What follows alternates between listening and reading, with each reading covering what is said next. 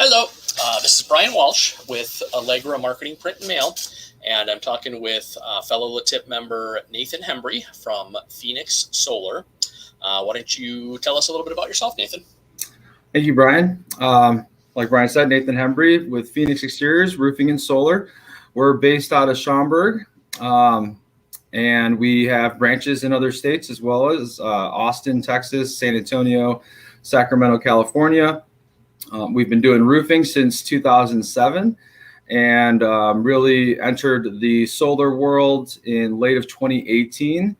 Had a great year 2019, and then like everybody else, COVID hit in 2020. So we are getting back to it in 2021, looking forward to a great rest of the year in all of our locations and, just the future. Lots of growth that's being planned. So I'm excited to be here. Wonderful. And we'll talk about LATIP in a little bit. I know that's how, we're one of the cool things with LATIP is that you're going to be able to network within those other states you talked about. So why don't you tell us, what you were talking about at our meeting today was kind of what is changing for 2021, like what that all looks like and what's coming down the pipeline and all that kind of stuff. So primarily when you get solar, it's a grid tied solar system. So you are connected to the grid. You're subject to whatever happens with the grid. If it goes down, then your system would go down. Today, I was introducing storage capabilities with our partner Enphase.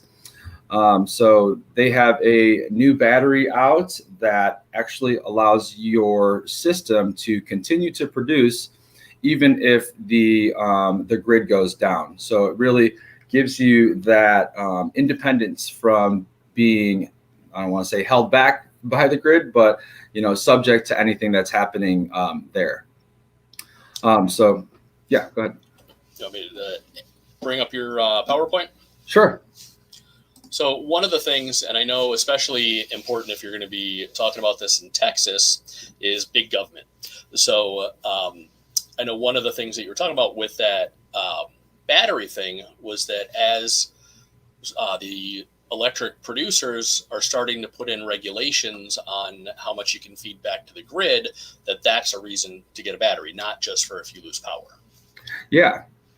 So it's a little bit of background first, how not normal, but grid tied solar works. We have the sun's energy. It's hitting your panels, which are normally on your roof. That energy then feeds to inverters, converting the DC to AC electricity, which is what we use in the house. And then from there, it goes through your meter to be tracked, and then it will either power the home or go onto the grid for storage. So when you're producing energy during the day, anything that's on in the house, your lights, TVs, AC, that's going to be powered by your solar system. And any extra energy that you produce will go onto the grid to be stored for you to use later. When you are putting energy onto the grid, your meter is actually running backwards. And then later at night, when you're pulling energy from the grid, just like you would be now, if you didn't have solar, then your meter is going forward again. So that flow of energy back and forth, that's what we call net metering.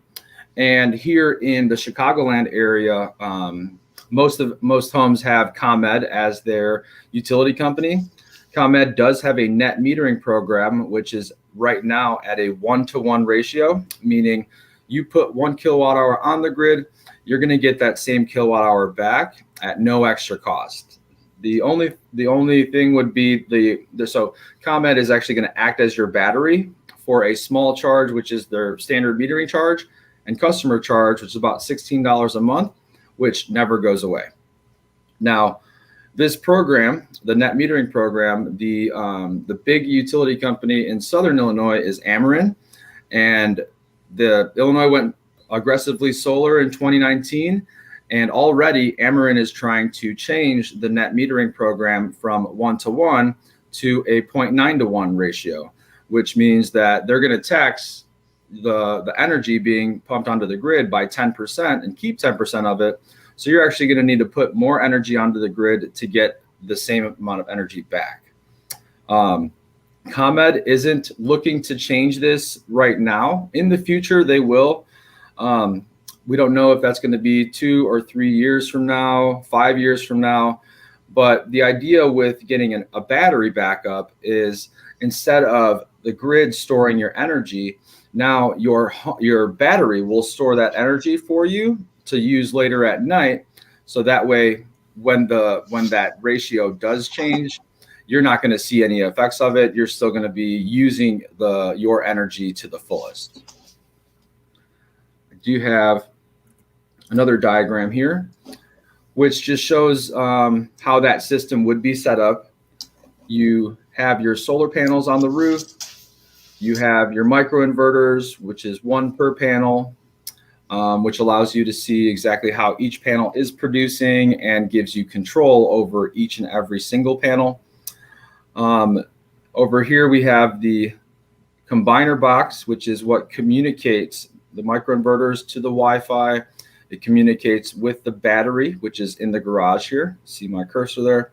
Mm-hmm. And then another component is this smart switch. So this is another box that's going to be outside next to your meter. Now, this smart switch actually allows for your battery backup to transition seamlessly to that battery in the event that the grid does go down.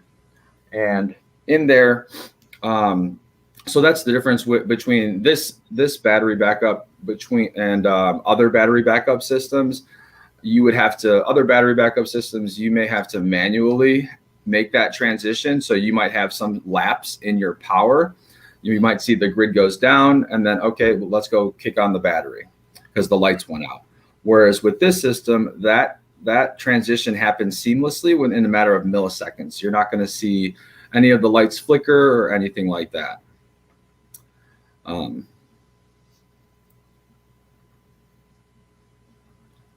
Dramatic pause. All right. So questions. If I missed anything there, yeah. So I don't know. The first thing I look at when I see that one hanging off the side of the house is I'm like, my neighbor's going to plug stuff in there. Well, it does have a latch on there that you can lock for sure.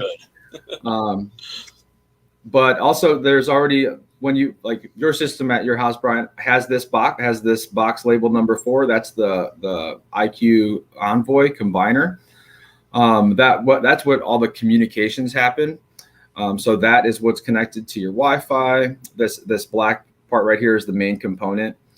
Also in this box is where your current transformers are. That's the technical term, but they're CTs. And those are the components that actually monitor how much energy is passing through them. So it's like it's like your own electric meter. So you can see how much you're consuming and how much you're using. Right. This extra box over here, it looks like double the size as this one, but it's not that big. And then the one that's in the garage, this is the Enphase 10. So this is actually like a housing unit for 3 smaller units. So really when it comes to designing a battery backup system for your house, you want to think about exactly what you want to power if the grid goes down. So you can have critical loads, meaning like your refrigerator, if you have like deep freezers, or your sump pump, stuff that you want to have running no matter what, because if your sump pump fails, you could flood in the basement, or if your refrigerator goes out, then you're losing out on all that food, right? Right. So now do you have to have like dedicated circuits for those then? If you want it set up like that, then yes, you would need a critical load panel, which is where those loads would come into. Now that's when you're talking about like a smaller battery size, like a 3 or a 6 kilowatt. This one here, this 10 kilowatt, can actually run your entire house. It's just for, how much time do you want it running? If it's going to be cycling overnight, then, this may be perfect. Really, if you have 2 electric vehicles, it might not be enough. That's really depending and what we do in customizing the system to best suit the needs of the house and the homeowners. Another thing I want to mention when you're talking about sizing out a battery for a house, you want to think about your AC unit. That's the one, probably one of the biggest loads for a house is when that AC unit kicks on. It's pulling a ton of power to get the fan started. Actually, running that fan over a period of time doesn't take a whole lot of energy.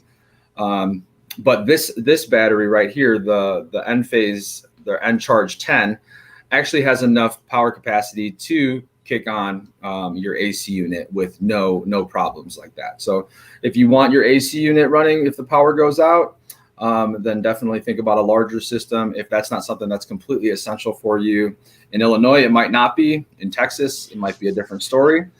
Then you would just size that appropriately for whatever you would like. Yeah. So when you talk about think about a larger system. So I'm not going to ask you to start throwing any costs or things out, but I know one of the things that really impressed me when you guys set up my system was going through and saying, okay, here's what you're paying now.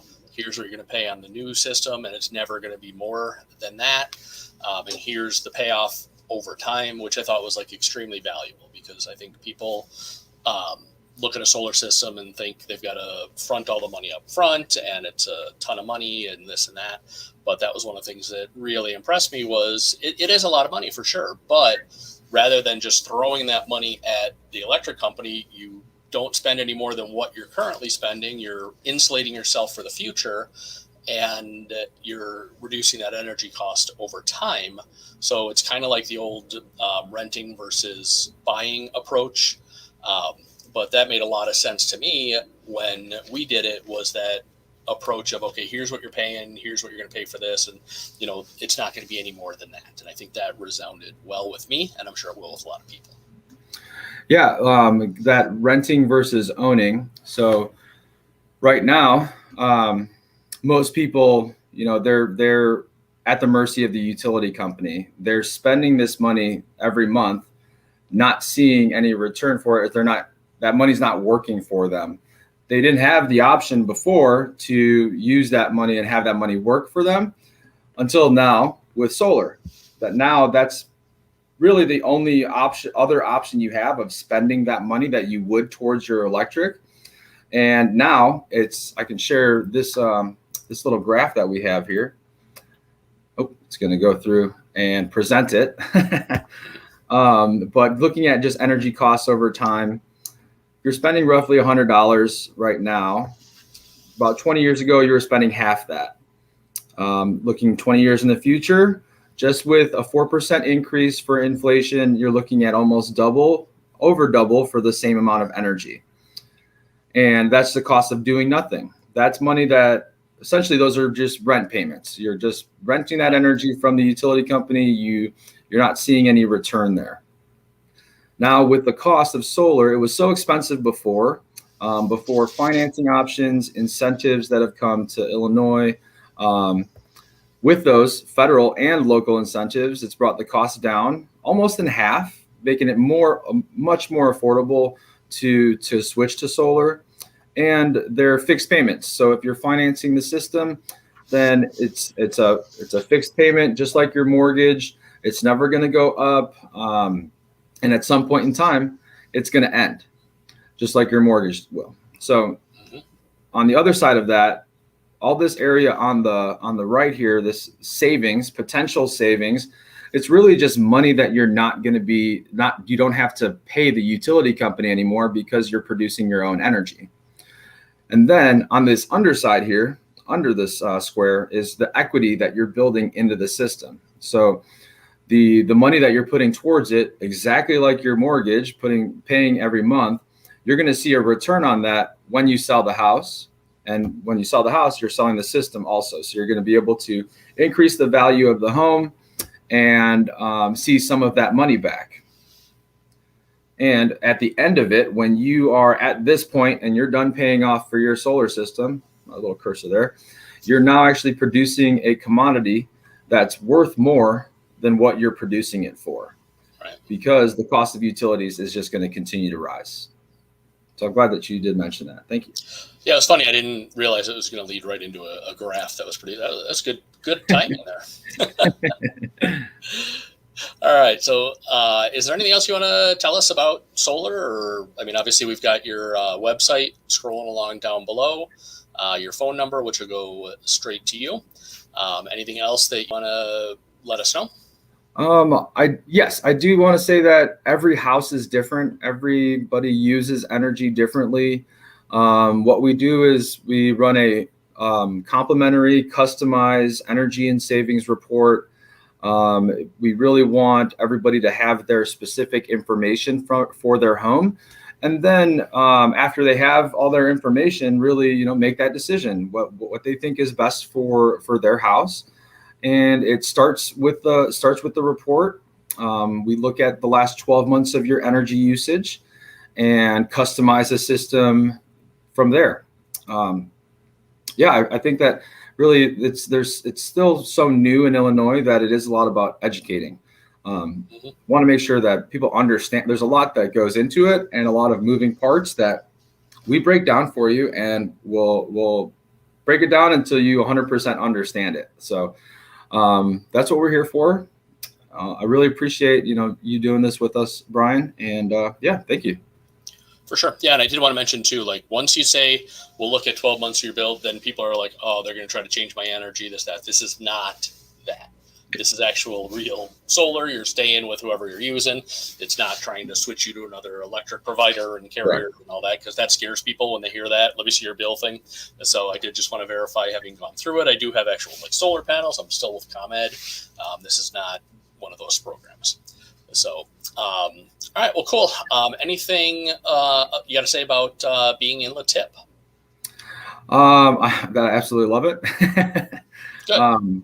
LaTip. I mean, I've been able to create or actually join, a network of people that actually care about what they're doing, care about their community, care about other businesses that are in their community, really supporting local. And you guys have just shown me there's a different way to do business, or there's a better way to do business. I've been with companies that aren't that I've left because I wasn't comfortable with what they were teaching and how they were doing business. But coming to Phoenix and then now having the opportunity to be with LaTip, it's really expanded it's really opened my eyes to see like there's so much good in the world and so many people trying to do good in the world. It's just awesome being a part of it. And I'm excited to move forward. I'm like, I think we mentioned early, we are in different states, Illinois, Texas, and California. And Brian, I'm definitely going to do what you said and reach out to different LaTip chapters in those different states just to introduce ourselves and our company and really try to grow that way. Right. Appreciate it. Cool. Well, if you want to know more about LaTip, reach out to Nathan. We do meet, our chapter meets Tuesday mornings at 7 a.m.